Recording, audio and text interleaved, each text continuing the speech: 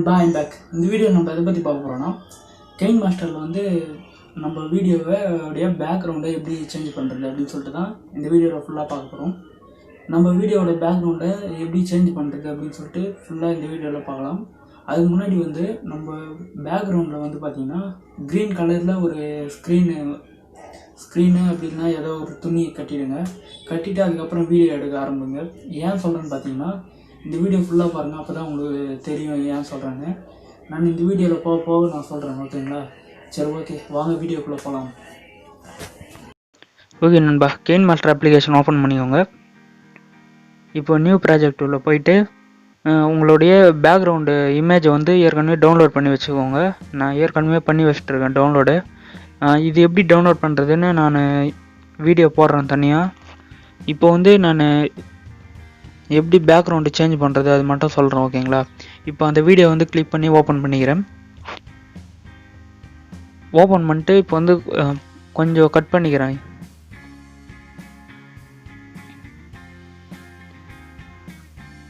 Okay, இப்போ வந்து பார்த்திங்கன்னா கட் பண்ணி எடுத்துட்டேன். இப்போ வந்து என்ன பண்ணுறீங்கன்னா, மெயின் வீடியோ எடுத்துக்கோங்க. வீடியோ ப்ளே பண்ணி காட்டுறேன் பாருங்கள்.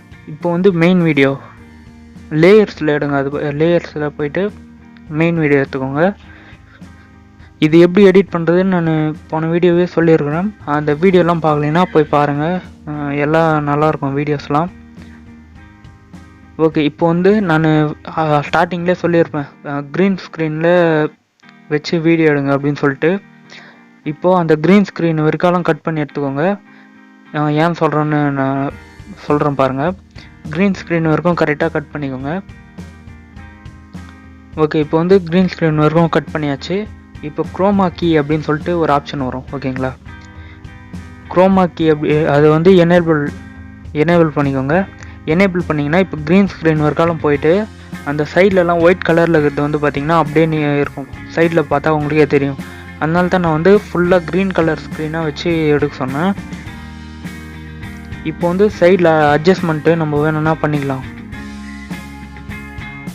நம்மளுடைய இமேஜ் வந்து பார்த்திங்கன்னா டார்க்காக தெரியணும், அதுக்கு தான் இந்த அட்ஜஸ்ட்மெண்ட்லாம் கொடுத்துருக்காங்க.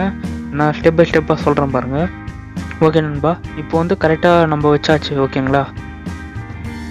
இப்போ பார்த்தா உங்களுக்கு தெரியும், சைடு ஒயிட் கலரில் இருக்கிறது பார்த்திங்கன்னா அந்த க்ரீன் ஸ்க்ரீன் இல்லாத இடம். அது நம்ம வந்து கரெக்டாக அட்ஜஸ்ட்மெண்ட் பண்ணி வச்சுக்கணும்.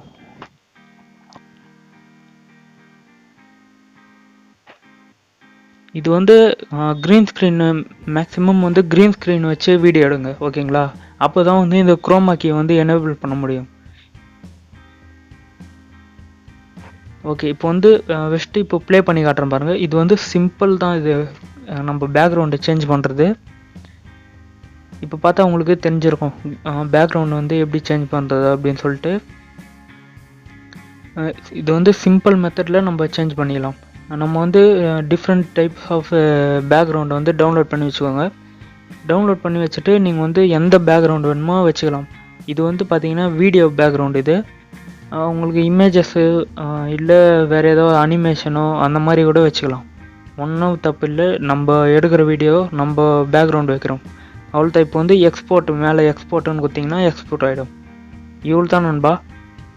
சிம்பிளாக வந்து நம்ம ஒரு வீடியோ வந்து பேக்ரவுண்டு சேஞ்ச் பண்ணிக்கலாம். ஓகே, இந்த வீடியோ பிடிச்சிருக்கோன்னு நம்புகிறேன். பிடிச்சிருந்தால் ஒரு லைக் பண்ணிக்கோங்க. அப்படியே உங்கள் ஃப்ரெண்ட்ஸுங்களுக்கும் ஷேர் பண்ணி விடுங்க, அவங்கள தெரிஞ்சுக்கிட்டோம். ஓகே, தேங்க்யூ ஃபார் வாட்சிங்.